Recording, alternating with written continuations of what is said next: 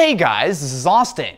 If you bought a single Bitcoin a year ago, you would have paid just under $1,000 for it. However, if you want to sell that same Bitcoin today, it is worth over $17,000, which really begs the question, what exactly is a Bitcoin? The idea is that this is a virtual currency that isn't backed by anything physical. It's important to know that this isn't a stock, it is a currency. Now mind you, it's a little bit different than something like a US dollar or a euro or the yen, which are all backed by specific countries, but the same idea still applies here. And the main reason why Bitcoin is skyrocketing in value is because everyone wants to get their hands on them. So how does this all actually work? Well, unlike something like cash, which is printed by a government and I can hold it in my hand, Bitcoin relies on something called the blockchain. A simple way to understand this is to imagine a ledger.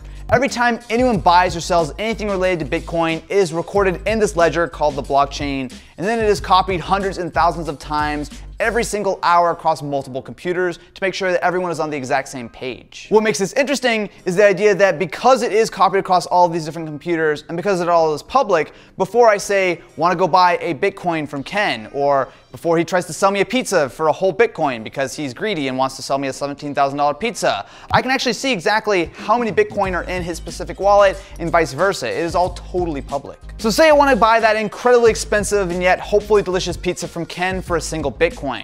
Well, it works out from his end because he can look in my wallet and say, hey look, I have one Bitcoin there. I transfer it over to him, he receives it into his wallet, it's all recorded in the blockchain, and everything is totally fine. However, what happens when I decide to cheat the system and pretend that I have 50 Bitcoin in my wallet when I really don't have any at all? Well, the blockchain actually does a really good job of protecting against this. Because that ledger and that list of transactions is copied across so many computers, is updated multiple times per hour, the idea that I can just say, hey, I have 50 Bitcoin and try to tell Ken that, he can check, and unless I can access all of the thousands of computers every few minutes and change those numbers, which is not remotely practical, Ken is still going to be able to know that instead of my 50 Bitcoins, I have 0.001 Bitcoin. Because that blockchain has to be double and triple and quadruple checked by computers all around the world, you can actually set your own computer up to help mine Bitcoin. Essentially, every single time that you help process a transaction and make sure that it's legit, you mine what is a very, very tiny amount of Bitcoin. If you were lucky enough to mine Bitcoin in the early days and held on to what you mined, you would become a very, very rich person today.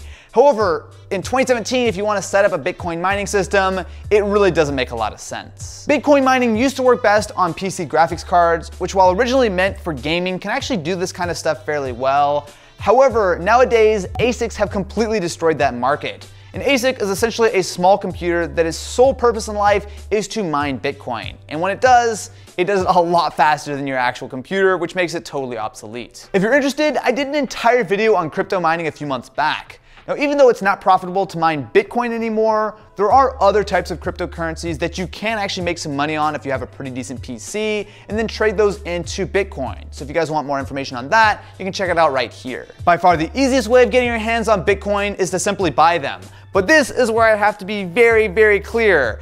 This is not a normal investment. Not only does it just go up and down, but it goes wildly up and wildly down. So if you do decide to put money into Bitcoin, please keep in mind, this is a super risky investment, and that honestly, it could all disappear at any minute. Hopefully it won't, but just be careful. Prices really are wildly variable on Bitcoin right now. So last week, a single Bitcoin was worth about $10,000, but this week it's worth about $17,000. Next week, it could be worth $25,000 or it could be worth $2,000. There's really no way of knowing. If all of that hasn't scared you off, then it actually isn't that difficult to get your hands on some Bitcoin. So the first thing you're going to need is a wallet to actually store them in. There are a lot of different ways of getting yourself a wallet.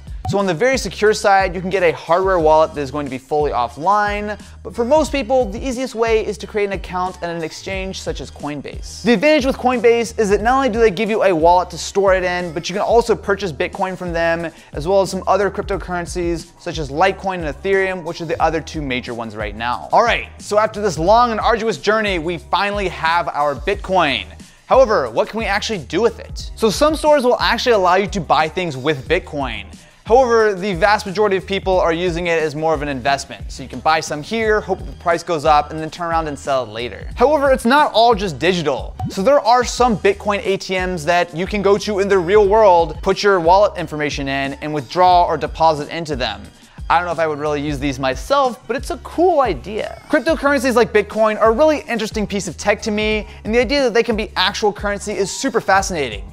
However, how can it all go wrong? The big one is absolutely price. Well, yes, Bitcoin has skyrocketed in value this year. There's no guarantee that is going to continue in the future. And if you're not okay with a really risky thing like that, then Bitcoin is probably not for you. Even though the blockchain is secure, there's nothing stopping someone from being able to steal your own personal Bitcoin using your wallet. So just like if someone grabs your real world wallet and pulls the cash out of it, if someone has access to your Bitcoin wallet, they can absolutely pull your Bitcoin out of it. And this actually happened to me a few weeks ago.